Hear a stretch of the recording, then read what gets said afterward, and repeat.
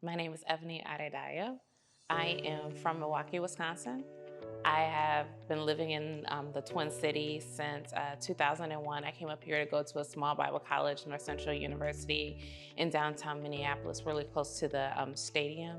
I came up here to study pastoral studies and missions work, and then decided to go to Bethel Seminary in 2006 to get an MDiv, and then had this really life-changing experience in Rwanda in the DRC, and came back from Central Africa. This was in 2007.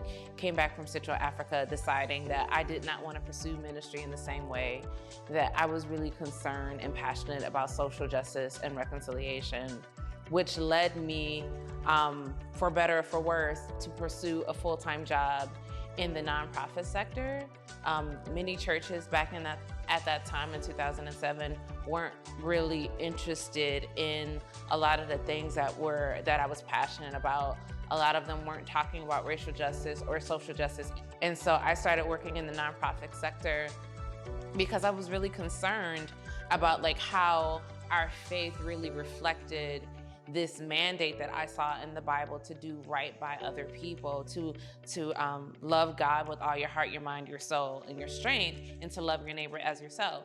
And I wasn't seeing that in the church. Obviously, I had grown up in a very multicultural, very diverse congregation in Milwaukee, came to Minnesota, did the same, also a very diverse congregation, but people weren't talking about race, people weren't talking about social justice. And so the nonprofit sector really gave me the ability, not because of where I was working, but because of the opportunities I was afforded, because I was working on communications and social media, to really dig into some areas really, really deep. And so I started looking at Black feminism. I started looking at critical race theory. I started looking at womanism and womanist theologies in ways that my college background did not afford me. But now I had this opportunity to study this way because I was doing communications for a nonprofit organization. And at the same time, I was still pursuing ministry. I was still a volunteer at a church. Volunteer as staff person, and still really wanting to do this mesh up between faith and justice. And in some spaces, people were beginning, it felt like, to be more accepting and to talk about race openly in ways that I hadn't seen when I was growing up in the 80s and the 90s, which was really, really great. But there was still not a space for me as a Black woman. And so I saw men that were validated. I saw men of color, Black men, white men, who were having this conversation about reconciliation. And I remember I wrote this blog post and put it on one of my friends' blog, and a white pastor who was leading a multicultural church decided to tweet me saying, "Thank you, but no thank you, because you're not a part of this movement. You're not a part of this space."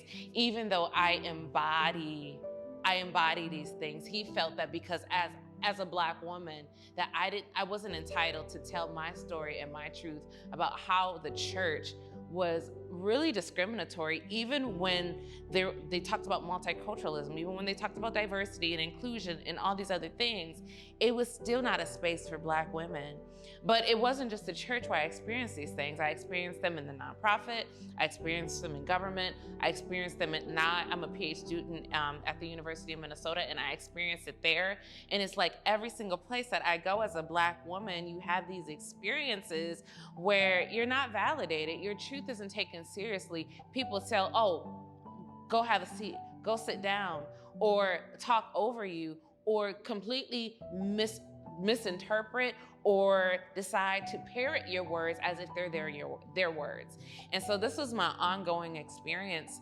So in 2016, after the election, I was bummed, like everybody else in the world, I think, not just this country, but in the world, over that election. And I had to process a lot of things, a lot of coming to Jesus moments, if I could call it that. Like this is what I'm experiencing in the church, in the nonprofit, in the government. How do I make sense of this? How do I talk about my truth without my truth being railroaded, without it being ignored? And so I started writing just as a way to survive what I was experiencing, because I just started working for the city of Minneapolis at the time. I just wanted to survive it. So I was just writing and penning poetry and essays and it came a book. Like, I looked up 8 months later and I'm like, this is a book, yo. Like, I didn't intend it for it to be a book. Like, it was supposed to just be an outlet for what I was experiencing, and it was a book. And so I've been adding to it over the last couple of years, and finally decided I was ready to publish it. Like, I remember at the beginning of 2020, I was talking to a mentor, a friend, who was like, you just need to publish this. And I came down, I remember that day because it was the first time that I ever remember having the flu.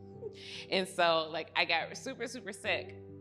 But even while I was sick, I was working on this book because what she said, the advice that she gave me really resonated with me. And I was like, yeah, I need to publish it. So I've been revising it and getting it ready in the midst of the coronavirus, in the midst of, you know, the George Floyd and the uprising and the protests and all of the racial violence that has happened all around us, in the midst of the election. Like, I finished this book.